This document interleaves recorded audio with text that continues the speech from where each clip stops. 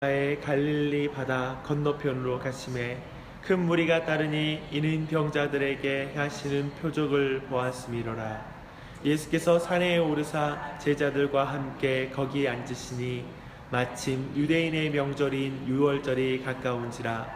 예수께서 눈을 들어 큰 무리가 자기에게로 오는 것을 보시고 빌립에게 이르시되 우리가 어디서 떡을 사서 이 사람들을 먹이겠느냐 하시니 이렇게 말씀하심은 친히 어떻게 하실지를 아시고 빌립을 시험하고자 하심이라. 빌립이 대답하되 각 사람으로 조금씩 받게 할지라도 200데나리온의 떡이 부족하리이다. 제자 중 하나 곧 시몬 베드로의 형제 안드레가 예수께 여짜오되 여기 한 아이가 있어 보리떡 5개와 물고기 2마리를 가지고 있나이다. 그러나 이것이 많은 사람에게 얼마나 되겠사옵나이까. 예수께서 이르시되 이 사람들로 앉게 하라 하시니 그곳에 잔디가 많은지라 사람들이 앉으니 수가 5,000명쯤 되더라. 예수께서 떡을 가져 축사하신 후에 앉아있는 자들에게 나누어 주시고 물고기도 그렇게 그들의 원대로 주시니라.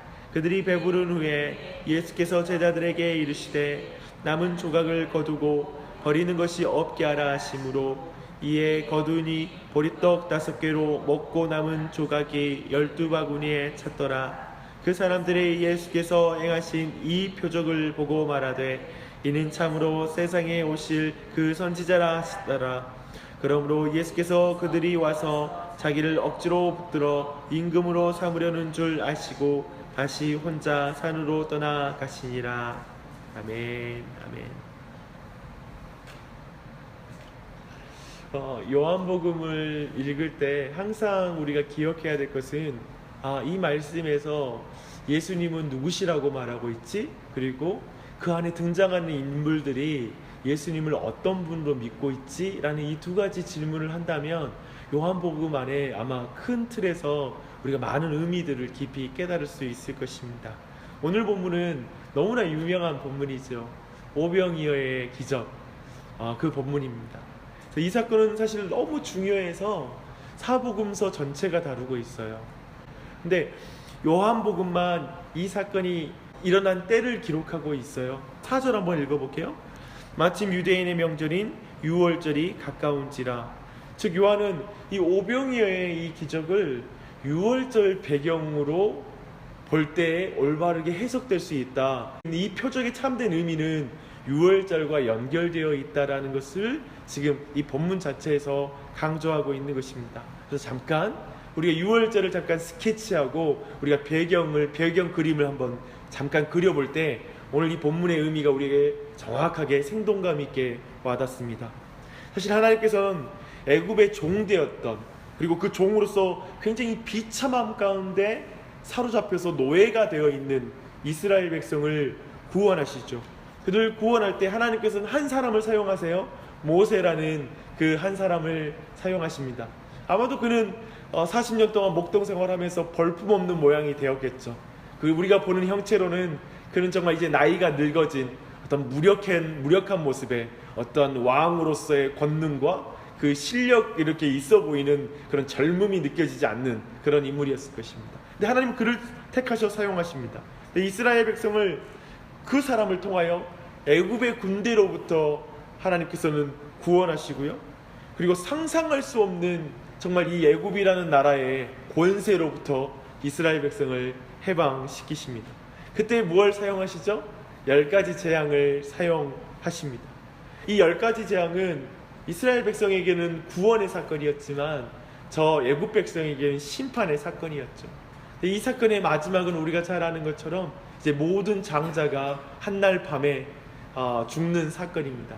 사실 이런 장자가 죽을 때 여기는 단순히 재앙의 개념으로서 그들을 죽였다라기보다는 분명한 그 당시에, 그리고 이스라엘의 문화 안에 이 장자라는 것은 가족 전체를 대표하고 있고, 이 가족 전체의 죄로 말미암아 그 장자의 죽음을 통하여 장자를 심판하는 사건으로서 나타나는 성격이 강한 것이죠. 왜냐하면 이스라엘 백성에게도 동일하게 적용되거든요.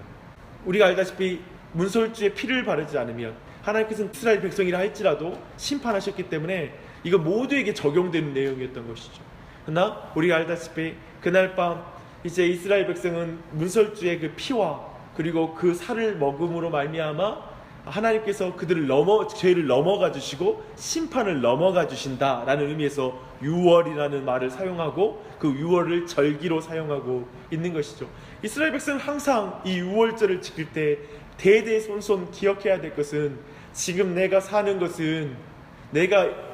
것은 철저하게 어린 양의 피와 살을 먹음으로 말미암아 내가 사는 것이다 라는 것을 늘 기억해야 했던 것이죠.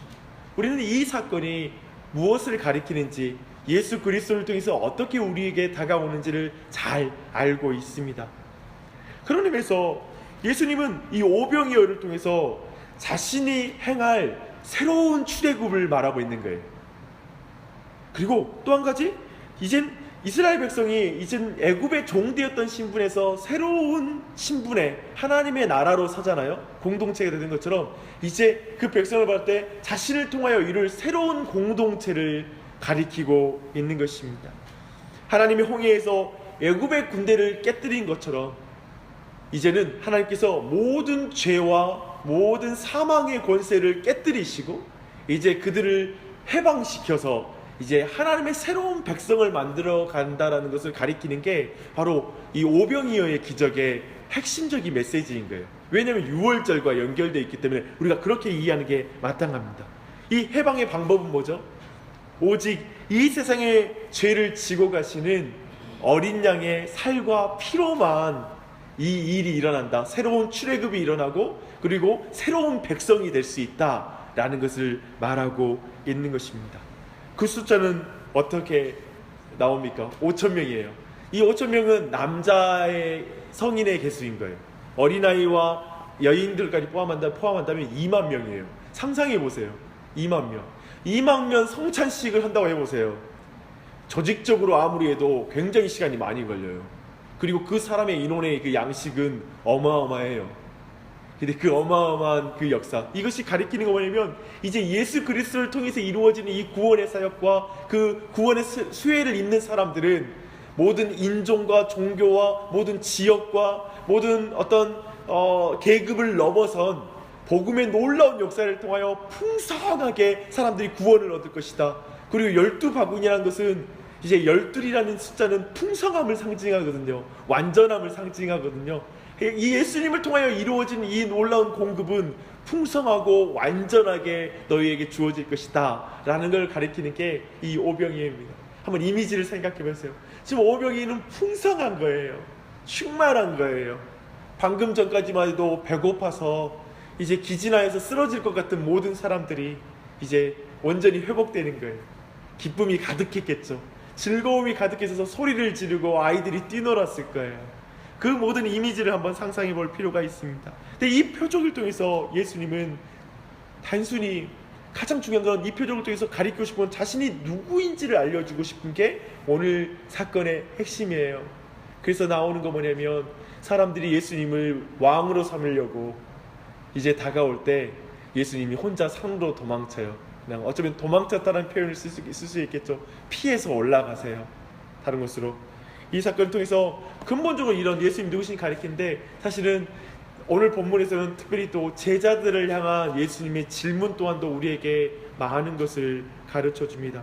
예수님께서는 떡 구할 때가 있느냐라고 이렇게 제자들에게 물어보세요. 근데 그게 매우 의도적이었다고 말해요. 본인이 하실 일이 이미 알고 있었어. 근데 물어본다는 거 뭐냐면 제자들에게 뭔가 가르치고 주고 싶은 거예요. 사실 이 오병이어 기적을 통해서는 예수님께서 제자들에게 뭔가 가르쳐주고 싶은 게 핵심적이라고 또한 우리가 볼 수 있을 거예요. 근데 빌립은 뭐라고 말하냐면 필요한 떡의 양을 말해줘요. 그리고 안드레는 가지고 있는 떡의 양을 말해줘요. 그렇게 말하는 거 뭐냐면 이 모든 것을 통해서 예수님의 질문이 좀 어리석은 거라는 그 느낌을 말하는 거예요. 좀 상황을 보십시오. 우리가 가지고 있는 떡의 양은 이만큼입니다. 필요한 양은 이만큼입니다. 지금 이게 지금 말이 되는 이야기입니까? 이렇게 말하고 있는 거죠. 굉장히 그들의 대답은 상식적이에요. 그들은 자신들의 수준, 자신들의 계산 안에서 최대한 것을 예수님한테 말씀드린 것입니다. 그들의 능력으로는 이 현실의 문제를 전혀 풀 수가 없는 무력한 상황인 것입니다. 근데 제자들은 예수님이 생명의 떡인 것을 믿지 못하는 거예요. 예수님이 양식인 건 믿지 못하는 거예요. 예수님의 능력은 믿지 않는 거예요. 이 순간 이 문제를 해결한다는 것에서 그 가능성을 두지 않는 것입니다. 이 사건을 통해 예수님은 제자들에게 분명하게 가르치고 있는 것입니다. 우리가 이제 종합하면 사람들은 예수님을 이렇게 해서 왕으로 삼으려고 할 뿐 예수님께서 누구신지 사람들에게 생명의 떡이시고 모세가 가리켰던 이제 나와 같은 자를 일으킨다고 했을 때 그 선지자란 사실, 근데 그 선지자는 모세와는 달리 그 자신이 생명의 떡이에요. 모세는 아니었거든요. 생명의 떡은 아니었거든요. 근데 그 자신이 생명의 떡에서 그 백성에게 양식이 되어주시는 분이세요. 그의 살과 피를 나누어서 다시 죄와 사망의 권세로부터 해방시켜 그리고 온전한 하나님의 백성으로 만드시는 그 주님이셨습니다. 오늘 말씀의 이 내용, 전체 내용은 이것이 핵심의 내용일 것입니다. 사랑하는 여러분, 잠시 이 말씀의 의미를 한번 생각해 봐요. 우리는 어떤 왕을 기대하고 있습니까? 아마도 오늘날도 동일한 것 같아요. 우리의 현실적인 문제를 해결하는 왕, 그것을 우리는 끊임없이 간구하게 되고 신앙에서 기대하는 것 또한 그 문제는 좀 해결됐으면 좋겠다 싶습니다. 우리가 예수님을 따르면서 속상한 게 뭐예요? 떡을 채우지 않고 자꾸 영적인 양식만 말하니까 속상해요. 그게 좀 약간 서운하지 않으세요?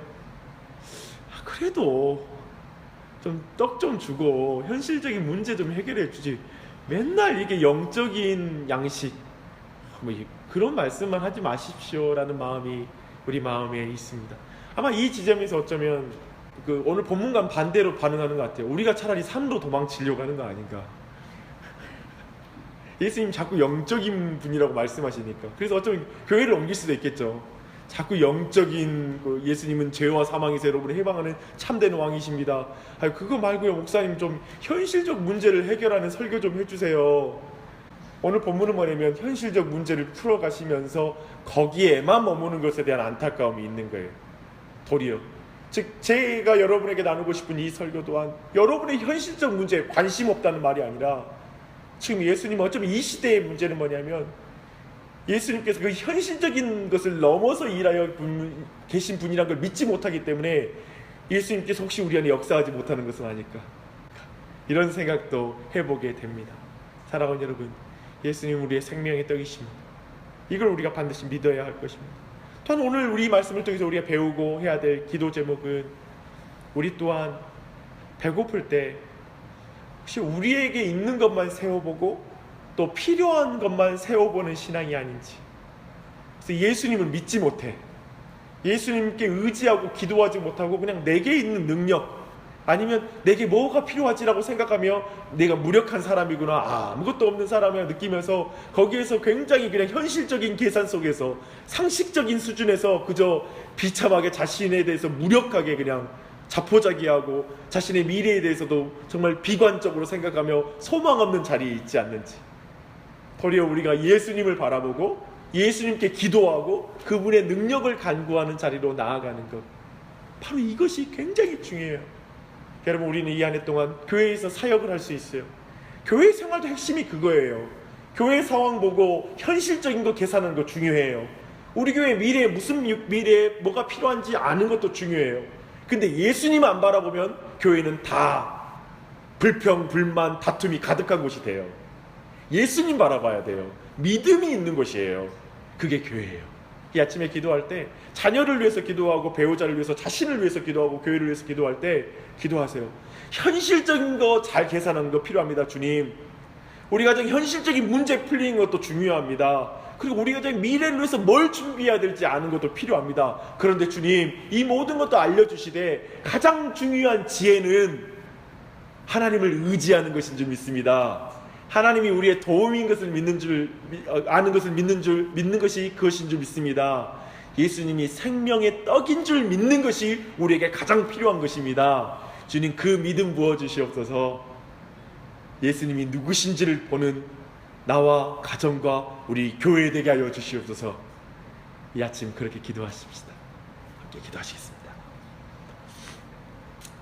하나님 아버지, 이 아침에도 우리 모두가 오병이어의 기적을 잠시 볼 수 있게 하시니 감사합니다.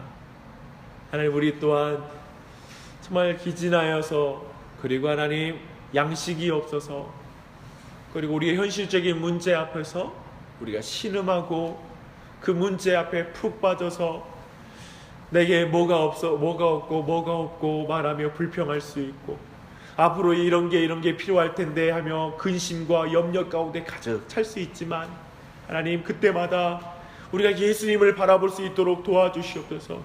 예수님을 의지할 수 있는 믿음 우리에게 주시옵소서.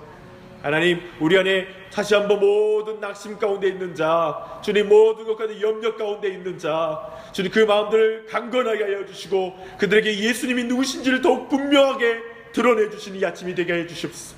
이 시간 이 말씀을 통하여 우리가 하나님의 나를 향한, 그리고 우리를 향한 하나님의 말씀을 듣습니다.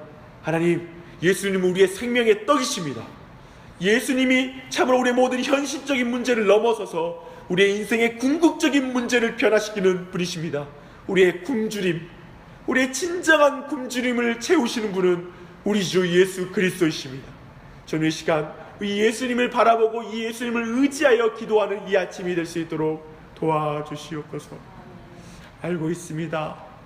현실의 문제, 그리고 우리 현실의 문제 있는 그 문제가 해결되지 않고 계속될수록 하나님을 보지 못하는 우리임을 고백합니다. 주님, 그러나 주님, 이 모든 과정을 통하여 우리가 정말 현실적인 문제에만 매여 정말 예수님이 역사하는 것을 보지 못하는 그런 자리에 있는 것이 아니라, 끊임없이 하나님께서 이 문제와 함께 우리의 궁극적인 문제를 푸시는 분임을 끝까지 인내함으로 믿고 소망함으로 하나님께서 실제로 우리 삶 가운데 일하시는 것을 볼 수 있도록 은혜 베풀어 주시옵소서. 주님, 사랑하는 우리 성도들, 이 자리에 나와 있는 사랑하는 지체들, 현실 가운데 있는 문제를 속히 풀어주시기를 간절한 마음으로 기도합니다. 주님, 속히 일하여 주시옵소서. 또한 우리 안에 있는 영적인 문제도 또한 지체치 말고 영적인 모든 궁핍함을 채워 주시옵소서. 우리 가정들마다 역사하여 주시고 자녀들에게도 일하여 주시고, 주님, 우리 정말 교회 가운데 역사하여 주셔서 이 교회가 주일마다 예배 때마다 풍성한 말씀의 잔치, 풍성한 말씀의 공급함이 가득하는 교회가 되게 해주시고 배부른 교회가 되게 해주시고, 그래서 이곳에서 만족감이 넘쳐나 이 도시 가운데 굶주린 자에게 하나님의 말씀의 양식을 나눌 수 있는 믿음의 교회 되게 하여 주시옵소서. 그런 영적 부흥이 우리 가운데 일어나기 원하고, 이 아침에도 그 놀란 영적 부흥을 달라고 간절하게 기도할 때 그 풍성한 잔치가 가정마다 교회마다 있게 하여 주시옵소서. 감사드리며 예수님의 이름 받들어 기도합니다. 아멘.